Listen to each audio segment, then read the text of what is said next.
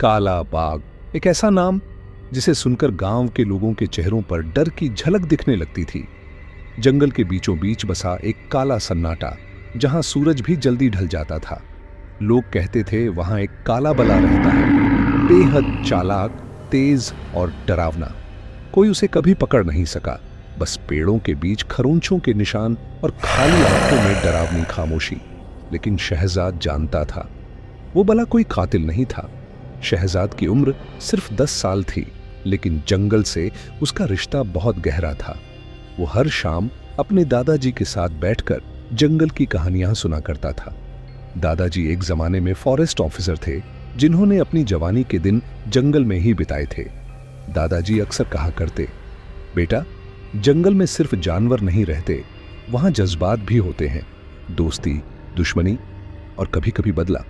शहजाद उन कहानियों में खो जाया करता। उसकी आंखें चमकने लगतीं जब वो जंगल के शेर ए जंगल की बातें सुनता। लेकिन उसके दिल में कुछ और भी था, एक खामोश सवाल, एक छुपा हुआ सच।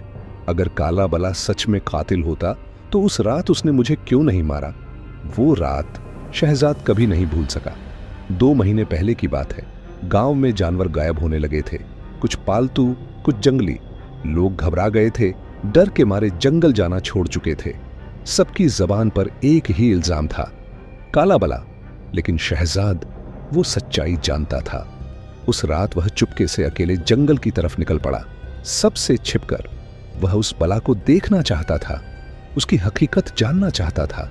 जंगल की खामोशी में सिर्फ झींगुरों की आवाजें थीं। हर कदम पर पेड़ों की छाया और जमीन पर पड़े पत्ते उसके जूतों के नीचे चरमराते। फिर अचानक एक साया हिला। शहजाद की सांसें थम गईं। वो एक झाड़ी के पीछे छुप गया। साया पास आया, आंखें चमकती हुईं, बिल्कुल जैसे दादाजी की कहानियों में।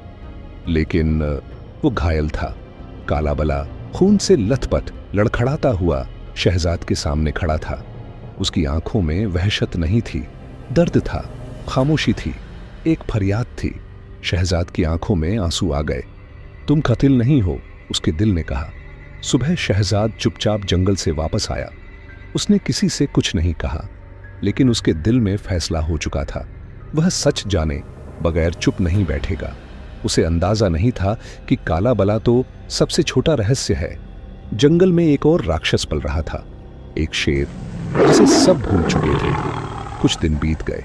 शहजाद ने काला बला को फिर नहीं देखा, लेकिन उसकी मौजूदगी महसूस होती रही।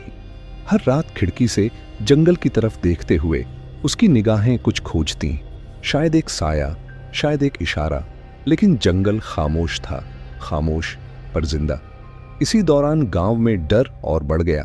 अब सिर्फ जानवर नहीं, 2 चरवाहे भी लापता हो गए थे।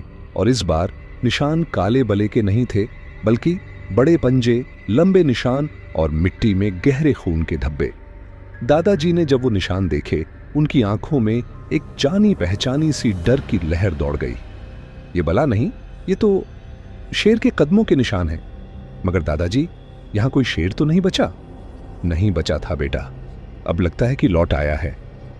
शहजाद अब उलझन में था। क्या सचमुच एक शेर वापस आ गया है, या ये सब सिर्फ डर का वहम है? लेकिन दादाजी की बातें गवाही दे रही थीं कि ये सिर्फ गुमान नहीं है। दादाजी ने एक पुराना संदूक खोला, उसमें से एक भारी मिट्टी से सना हुआ नोटबुक निकाला। ये मेरे जंगल के दिनों की डायरी है और इसमें एक शेर का जिक्र है, शेर ए जंगल, जिसे हमने मारा नहीं था, बस भगा दिया था। शहजाद की आंखें फैल गईं। वही शेर? दादाजी ने धीरे से सिर हिलाया। हाँ, और वो काला बला उस शेर का पुराना दुश्मन है। लेकिन सब तो बले को कातिल कह रहे हैं। वे सच्चाई नहीं जानते, असली दरिंदा कोई और है। अगली रात कुछ हुआ जिसने पूरे गांव को हिलाकर रख दिया। 14वीं रात थी। आसमान पर चांद था, मगर बादलों में छिपा हुआ। हवा में नमी और पत्तों में सरसराहट। एक चीख, एक जोरदार चीख, और फिर खामोशी। लोगों के हाथों में लालटेनें थीं। सब उस आवाज की ओर दौड़े। एक बैल का आधा शरीर खेत में पड़ा था, पंजों के निशान उसके चारों ओर गोल घेरे में घूम रहे थे। किसी ने धीरे से कहा, यह बला का काम नहीं, ये शेर है। दादाजी और शहजाद वहां पहुंचे तो सन्नाटा था। दादाजी जमीन पर झुके, निशानों को देखकर सिर हिलाया। ये वही है, जंगल का शेर वापस आ गया है। उसी रात शहजाद चुपके से घर से निकला, हाथ में दादाजी की दी हुई पुरानी दूरबीन और जेब में एक छोटा टॉर्च। वह जानना चाहता था कि काला बला कहां है। क्या वह शेर से लड़ने के लिए तैयार है, या क्या वो भी शेर से डर रहा है? जंगल के अंदर जाते ही उसे एक हल्की सी आवाज सुनाई दी, जैसे कोई झकमी सांसें ले रहा हो। पेड़ों के बीच उसे एक काला शरीर दिखाई दिया। काला बला फिर सामने था, लेकिन इस बार उसकी आंखों में सिर्फ दर्द नहीं, डर भी था। शहजाद ने धीरे से कहा, क्या तुम शेर से डर रहे हो? बला ने आंखें बंद कर ली, जैसे जवाब दे दिया हो। और फिर दूर से एक दहाड़, ऐसी आवाज जो पूरे जंगल को हिला दे। शेर आ गया था। शेर की दहाड़ ने पूरे जंगल में डर बसा दिया था। पेड़ों की डालियां हिलने लगीं, पक्षी उड़ गए और शहजाद का दिल जैसे सीने से बाहर आने को था। काला बला अपनी जगह पर जमा रहा, उसकी चमकती आंखें अंधेरे में उसी सन्नाटे के साथ खड़ी थीं। लेकिन अब उनमें एक चमक थी, चुनौती की। शहजाद ने धीरे से पीछे हटना चाहा, मगर बला ने एक कदम आगे बढ़ाया, जैसे कह रहा हो, रुक जा, ये जंगल की जंग है, इंसान इसमें सिर्फ तमाशाई हो सकता है। शेर प्रकट हुआ, एक विशालकाय, पुराने जख्मों से भरा हुआ शेर, मगर गर्व से सीधा खड़ा। उसकी आंखों में दुश्मनी थी, पुरानी नफरत थी। दोनों एक दूसरे के आमने सामने आ गए, शेर और बला।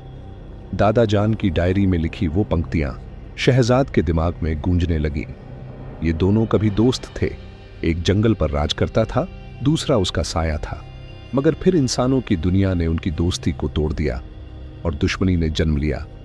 लड़ाई शुरू हुई, एक दहाड़, एक छलांग, पंजे, दांत, खून।